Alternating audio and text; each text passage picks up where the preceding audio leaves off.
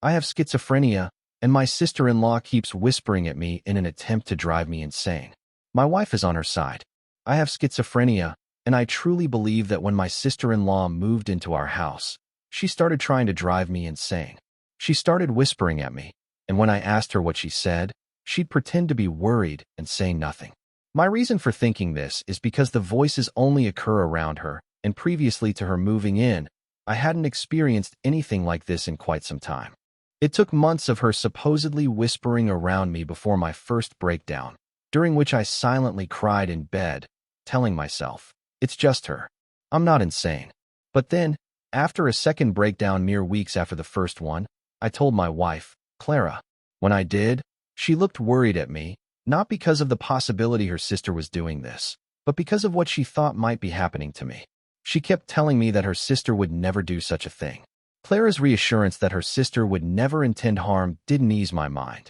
If anything, it put me more on edge. The whispers I heard when Nadia was nearby seemed too natural, too frequent to ignore. I watched her more closely, noting how she often muttered to herself when she thought no one was looking and how she lingered in doorways, lost in thought. I started to pay more attention to the sounds in our home, trying to catch clear words or phrases from Nadia that would prove I wasn't imagining things. But the more I listened, the less I seemed to understand, hearing only bits that made no sense. Clara's frustration with me grew as she saw me becoming more withdrawn and obsessed with proving Nadia was whispering. Months passed, and even though I was taking my meds right and seeing my psychiatrist regularly, the whispers that I believed were coming from Nadia continued. My doctor had adjusted my medications several times in an effort to subdue what was diagnosed as auditory hallucinations, but no adjustments seemed to make a difference. Every tweak brought a flicker of hope that quickly faded as the murmurs continued. The more I heard, the more I studied Nadia's every action, every whisper, every subtle glance she made, I saw as a confirmation of her intent to weaken my mental health. I was certain she was whispering just low enough for me to hear, but without enough clarity for me to confront her directly. I felt Clara watch my condition worsen and could sense her growing concern. Initially, she dismissed my accusations as a symptom of my illness, trusting her sister completely. However, as my fixation on Nadia's supposed whispers intensified, so did the tension within our home. Clara found herself in a difficult position, torn between her loyalty to her sister and her commitment to support me. One evening, the situation escalated dramatically. While walking down the hallway, I heard it. It was a whisper, clearer than ever and unmistakably from Nadia. It was a simple, sinister murmur, just audible enough to catch. My heart pounded as I rounded the corner into the kitchen, where I found Nadia, a glass of water in her hand, seemingly oblivious to my presence. I was so over it at this point. I couldn't hold back any longer. I yelled at her. I told her to quit the charade and just admit it was her whispering to me. I then asked her why she was doing this and what she could possibly gain from it. She acted like she didn't know what I was talking about and began to cry. She cried and ran out of the house. I knew she was going to call Clara, and I panicked. Clara hates it when she gets calls while she's at work. I could only imagine how mad she would be when she found out about my confrontation with the whispers. Nadia didn't come back home until Clara pulled into the driveway. My heartbeat picked up at the thought of what Nadia could have told her. If she would lie about the whispers, what else could she lie about? I thought. Clara walked inside the house and told me how she was struggling to understand everything that was happening. I tried to give her my side of the story, and she said to let her finish. She went on to say that it breaks her heart to see me suffer, but it's also just as hard to hear such serious accusations against Nadia. As I tried to tell her the truth, she told me that she didn't want us to lose what we had over something that might be my illness misleading us. Throughout this conversation, Nadia is behind her, crying and nodding her head in agreement. I couldn't believe how far she would take this lie. What was in it for her? I felt like this was all part of some sick, twisted game she was playing. I agreed and left it at that. I felt that if I would say anything at the moment, it would come from a place of anger, and Clara wouldn't really hear me. I waited until the following day, after I had calmed down, to speak to Clara about Nadia. I tried to explain my side, to convey how the whispers were affecting me deeply. Clara listened, but ultimately decided that my issues were too complex for us to handle alone. She suggested that I needed more specialized help than what could be provided at home. The idea of being admitted to a psychiatric ward was jarring. It felt like a drastic step, but it also acknowledged the gravity of my mental state. The idea of being sent away from her to a hospital made me feel like she was giving up on me. I didn't want to go, and when I tried to tell her, we ended up having a big argument. We both felt strongly and couldn't agree, which just made things worse. Instead of continuing to argue, I decided to be quiet and think of another way to show her what was going on. I had a plan. If Clara could just notice some of the weird things Nadia was doing, maybe she would understand why I was so upset. Over the next few days, I paid close attention to Nadia whenever she was around. Nadia seemed normal most of the time, but sometimes she did small things that were strange, like talking quietly to herself or stopping suddenly, like she was listening to something no one else could hear. Whenever Nadia did something odd, I tried to make sure Clara was there to see it. I didn't say anything. I just hoped Clara would start to notice these things on her own. My goal wasn't to make Clara scared or to spy on Nadia, but just to help Clara see what was bothering me so much. Clara kept a close eye on Nadia, noticing more of the strange behaviors I had pointed out. Nadia's quiet muttering and sudden pauses became increasingly apparent. I could see Clara's initial skepticism begin to go away, and she started to believe that something unusual was indeed happening. Seeing this shift, I decided to take further action. I began recording Nadia's odd behavior on my phone. I captured moments that might prove she was whispering intentionally. Each time Nadia exhibited strange behavior, I discreetly recorded it. I collected several recordings showing her speaking quietly to herself, pausing mid-task as if listening to something, and moving her lips without making a sound. One evening, after a particularly stressful day, I went to the bathroom to wash the day off me. The whispers had been persistent since I got home, and I needed a break. I set my phone on the bathroom counter, unintentionally leaving it recording as I tried to gather my thoughts. As I sat there, the whispers started again. My heart began to race. It felt like Nadia was right outside, whispering directly at me. I tried to focus on the sound to catch any clear words or phrases, but it was difficult to distinguish anything specific. After a few minutes, I left the bathroom. The voices went away as suddenly as they had begun. I picked up my phone, stopping the recording without thinking much of it.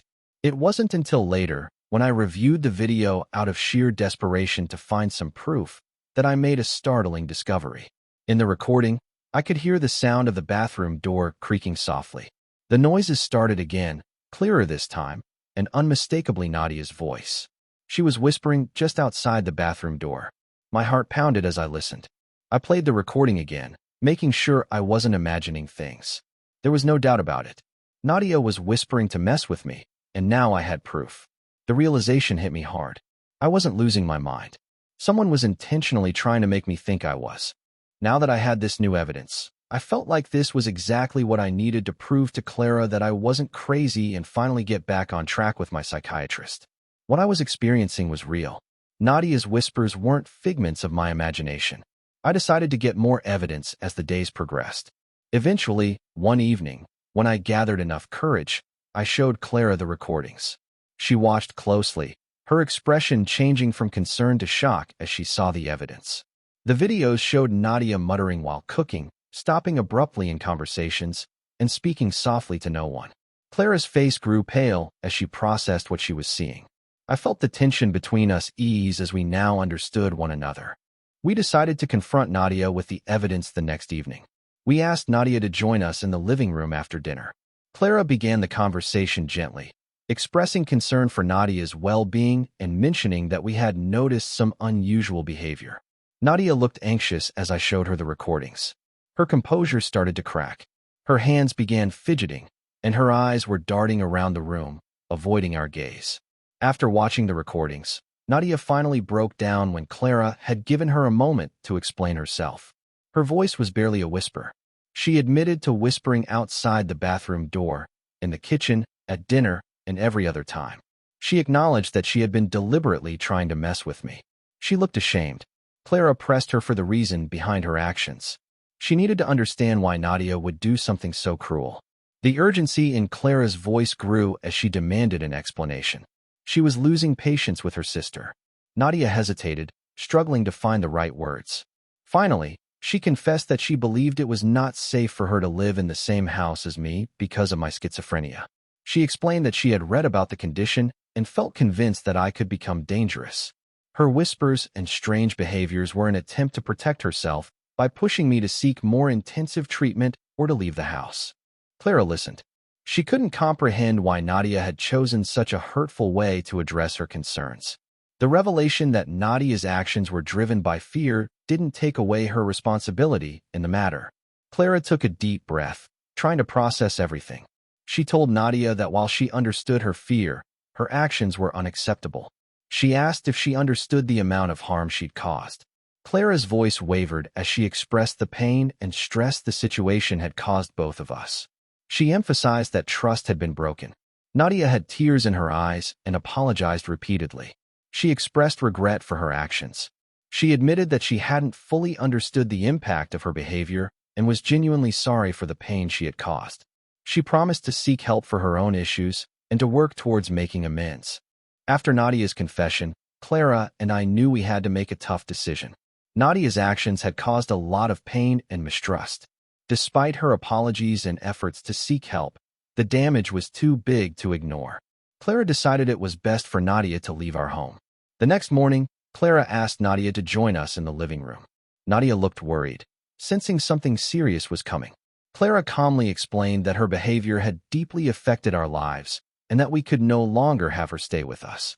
She listened, looking sad and resigned, understanding the consequences of her actions. Nadia's expression quickly shifted from worry to anger. She became agitated, her face balled up like dirty laundry. Nadia's voice rose as she accused us of using her and abandoning her, just like her ex-boyfriend had done. Clara remained calm, though it was clear she was struggling to maintain her composure. Nadia's anger grew more intense. She insisted she had nowhere else to go and that we were her only family. The tension in the room was obvious, each word sharpening the divide between us. I stood by, feeling a mix of emotions. I understood her fear and anger, but the trust had been too deeply broken.